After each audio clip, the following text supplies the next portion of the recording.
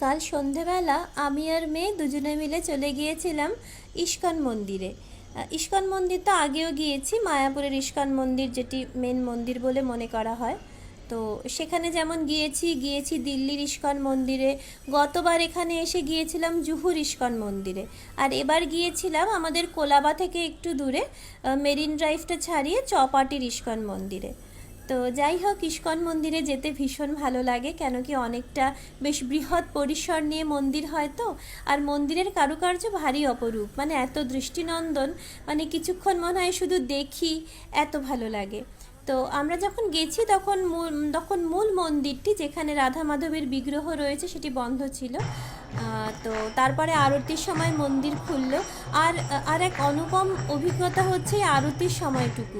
এই যে সকলে মিলে, সে যে ভগবানকেই আপনি মানুন না কেন, বা পরম শক্তিমান যাকেই আপনি মনে করেন যে তিনি আছেন, তাকে এই যে ডাকা সবাই মিলে সমবেতভাবে প্রার্থনা সঙ্গীতের মাধ্যমে, এ এক মানে অপূর্ব অভিজ্ঞতা। মানে সেই মুহূর্তে ওখানে দাঁড়িয়ে যে কী এক ভালো লাগার আবেশ তৈরি হয়, সেটা বোধহয় ভাষায় বলে বোঝানো খুব মুশকিল।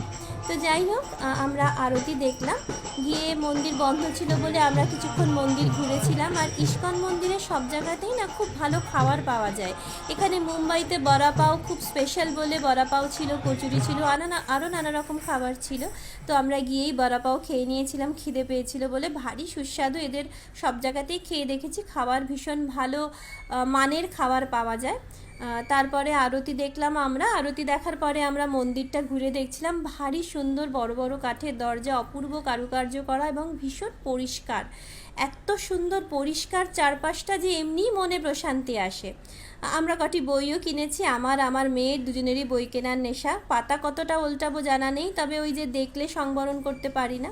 তো যাই হোক, সব মিলিয়ে খুব ভালোই কেটেছিল কালকে সন্ধেটা, সেই অভিজ্ঞতাটুকু শেয়ার করলাম।